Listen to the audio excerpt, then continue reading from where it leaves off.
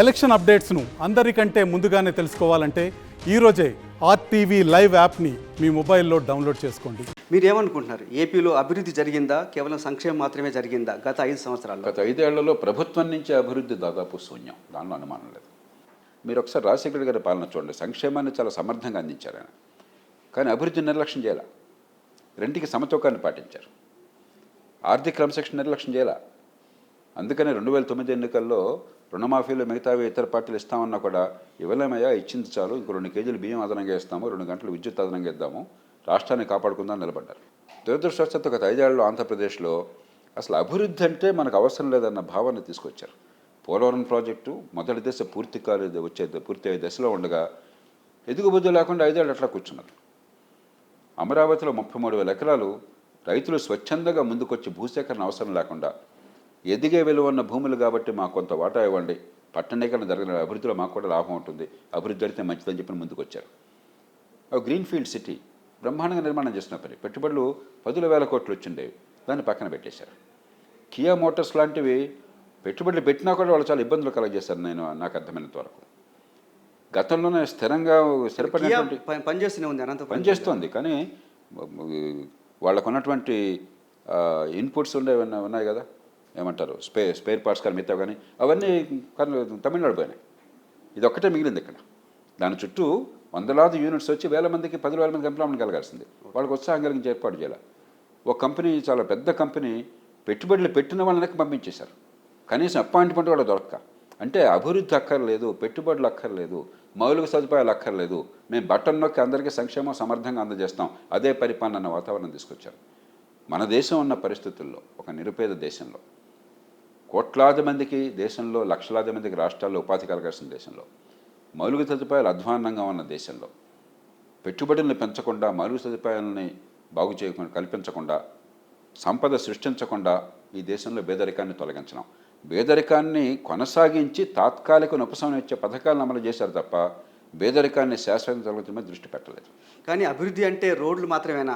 మేము 17 మెడికల్ కాలేజీలు పెడుతున్నాం, స్కూల్స్ రెనోవేట్ చేస్తున్నాం, చాలా సీపోర్ట్లు కడుతున్నాం అని చెప్పి నోట్లో నోరు పెట్టి మాట్లాడి నేను దానిలోకి వెళ్ళాను. నాకు అనవసరం అంతా కూడా. విజ్ఞత గల వాళ్ళందరికీ తెలుసు, ప్రభుత్వాన్ని ప్రజలు ఎన్నుకున్నది, ప్రభుత్వాన్ని వ్యవస్థను ఏర్పాటు చేస్తుంది ఉమ్మడి సదుపాయాలు కల్పించడం కోసం.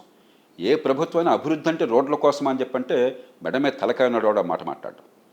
ఒక ప్రభుత్వాన్ని ఏర్పాటు చేసుకున్నది మనం సొంతంగా చేసుకోలేనివి, మనకు అవసరమైనవి చేసి పెట్టడం కోసం. మన పనులిచ్చి పోషిస్తున్నాం.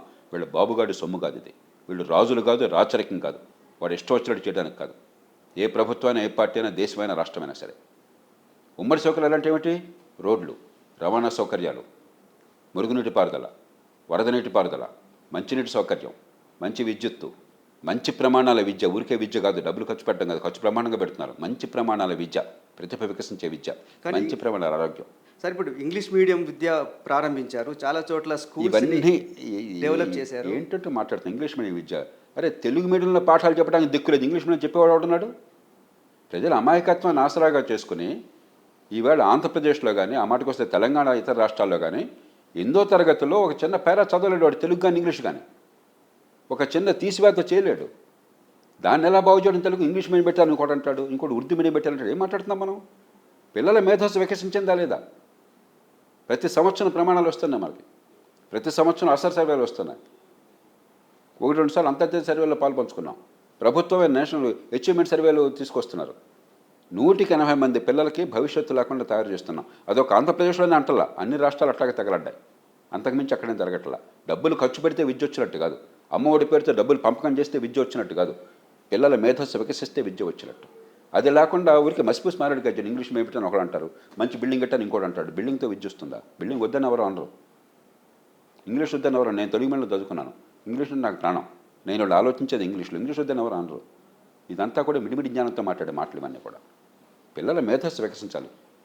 అరే, వాడికి తెలియని భాషలో తెలియని పంతులు, ఆ భాష తెలియని పంతులతో ఆ పాఠాలు చెప్తే ఇంగ్లీష్ మీడియం అవుతుంది. అది విషయం అర్థం కావాలా, పిల్లవాళ్ళు అర్థం చేసుకోవాలా, మేధస్సు వికసించాలా, దాన్ని ఉపయోగించగలగాల, అది విద్య. అదేం లేకుండా పైపైన మాట్లాడుతున్నాం, గ్యాస్ కొడుతున్నాం మనం. ఏపీ విడిపోయి 10 years అయింది.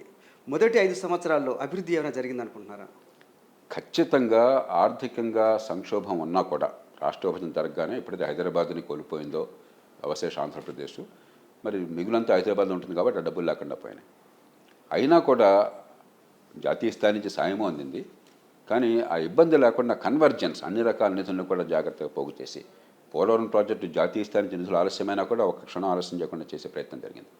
అలాగే రాజధాని పేరుతో గ్రీన్ఫీల్డ్ సిటీ కావచ్చు, రాష్ట్రంలో ఎక్కడి మౌలిక సదుపాయాలు కాబట్టి గట్టి ప్రయత్నం జరిగింది ఉన్నంతలో.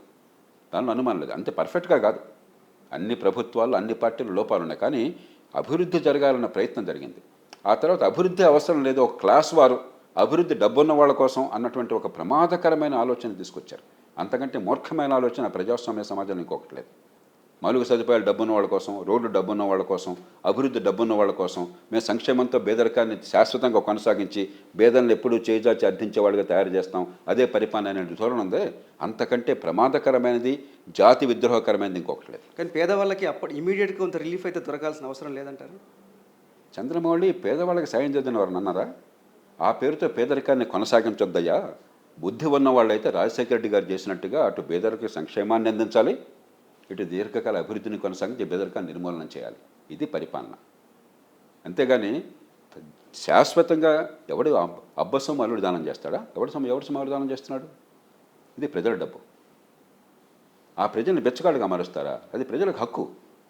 అది పెద్ద మీరు రాజుల్లాగా చేస్తూ ఉంటారా? ప్రజలకు చేయాల్సిన పనులు చేయకుండా, మౌలిక సదుపాయాలు కల్పించకుండా, ఉమ్మడి సేవలు అందించకుండా, ప్రభుత్వాన్ని వ్యవస్థను మానవాళ్ళు ఏర్పాటు చేసుకున్నది సొంతంగా చేసుకునే పనులు ఉమ్మడిగా కావాల్సిన పనులు ఉన్నాయి. దోమల నివారణ మన ఇంట్లో చేసుకుంటే చాలదు. వర్షం వస్తే వరదలు వస్తాయి, మన ఇంట్లో మనం చేస్తే చాలదు. అది మురుగునీటి పారుదల సరిగ్గా లేకపోతే అంత గందరగోళం అయిపోతుంది, మనం సొంతంగా చేసుకోలేము. అది ఉమ్మడి సౌకర్యాల కోసం ప్రభుత్వాన్ని ఏర్పాటు చేసుకుని మనం పోషిస్తున్న పనులు ఇచ్చి, మనం ఓటిచ్చి గద్దె మీద కూర్చోబెట్టిన పని చేయండి అని చెప్పని అవన్నీ మర్చిపోయి రాజుల్లాగా రాచరికంలాగా ఇష్టం వచ్చి ప్రవర్తిస్తే ఎట్లాగా? ఏ పార్టీ అయినా ఏ ప్రభుత్వం అయినా కూడా ఎవరి కోసం ఇది? మీరు గద్దెనెక్కడం కోసం ఈ ప్రజలతో ఉంది. ప్రజల బతుకులు బాగు చేయడం కోసం ఉమ్మడి సౌకర్యాలు కావాలి. అసలు దాని గురించి అవగాహన లేకుండా ఉమ్మడి సౌకర్యాలు ఎందుకని మాట్లాడితే అలాంటి వాళ్ళు పరిపాలనకు అర్హులా? ఎవరైనా సరే భారతదేశంలో కానీ ప్రపంచంలో కానీ. 5 ఏళ్ల జగన్ పరిపాలనకి మీరు ఎన్ని మార్కులు వేస్తారు? 100లో మీరు ఎన్ని మార్కులు వేస్తారు? బాగా వస్తే 30 వస్తాయి, 20 నుంచి 25 వస్తాయి. పాస్ కూడా కారం, మినిమం మార్కుతో కూడా పాస్ అయ్యే అవకాశం. ఎందుకంటే అభివృద్ధికి బాట వేయని వాళ్ళు, ఉమ్మడి సౌకర్యాలు కలిగించని వాళ్ళు, జాతి సంపద పెంచని వాళ్ళు, ఆదాయాలు పెంచని వాళ్ళు మంచి పరిపాలన చేసినట్టు కాదు. వీళ్ళు కేవలం ఖజానాలో పడ్డ డబ్బుల్ని సగం ఖర్చు పెట్టేసుకుని వృధా చేసి కొంత కైంకర్యం చేసి మిగతా అది బటన్ నొక్కి సమర్థంగా పంపిణీ చేశామని చెప్తున్నారు. అది పరిపాలన కాదు, దాని పరిపాలకులు అక్కర్లా, గుమస్తాలు పెడితే సరిపోతుంది. కానీ డెఫినెట్గా ఏ ప్రభుత్వం వస్తే ప్రజల జీవితం మారుతుందని మీరు అనుకుంటున్నారు? నేను మొట్టమొదటి చెప్తున్నాను, అభివృద్ధిని సంక్షేమాన్ని సమంగా పాటించి సమతూకం చేసి మౌలిక సదుపాయాలు కల్పించి పెట్టుబడులను ప్రోత్సహించి ఆర్థిక వ్యవస్థను పెంచి సంపద సృష్టించి ఉపాధిని కల్పించేటువంటి ప్రభుత్వాలు కావాలి దేశంలో కానీ రాష్ట్రంలో కానీ. ఆ కారణంగానే జాతీయ స్థాయిలో కానీ రాష్ట్రంలో కానీ నేను ఎన్డీఏ కూటమికి మద్దతు ఇచ్చాను. ఎందుకంటే ఆర్థిక క్రమశిక్షణ విషయంలో నరేంద్ర మోదీ గారి విషయంలో ఏ రకంగా అనుమానం లేదు. ఆయన మీద ఎన్ని ఆరోపణలను మీరు చేయొచ్చు. ఆర్థిక క్రమశిక్షణ కావాలి, అలాగే మౌలిక సదుపాయాల కల్పన కావాలి, పెట్టుబడులు కావాలి, ఆర్థిక అభివృద్ధి కావాలి, ఉపాధి కల్పన కావాలని చెప్పని మిగతా వాళ్ళు కూడా చేస్తే అంతకంటే సంతోషం మనకి ఇంకేముంది. మీరు అభివృద్ధి కోసం ఎన్డీఏ కూటమి గెలవాలని మీరు కోరుకుంటున్నారు, మీరు సపోర్ట్ కూడా చేశారు. మీరు ఎన్ని సీట్లు వస్తాయనుకుంటున్నారు ఎన్డీఏ కూటమి? మళ్ళీ ఆ చర్చలకు నేను వెళ్ళను. ప్రజల ముందుకు వాళ్ళ విధానాలు చెప్పారు, ప్రజలు తీర్పిస్తారు, చూద్దాం ఏం జరుగుతుందో. మరిన్ని వీడియోస్ కోసం ఛానల్ ని సబ్స్క్రైబ్ చేయండి, లేటెస్ట్ అప్డేట్స్ కోసం వాట్సాప్ ఛానల్ ని ఫాలో చేయండి అండ్ లింక్ డిస్క్రిప్షన్ లో ఉంది.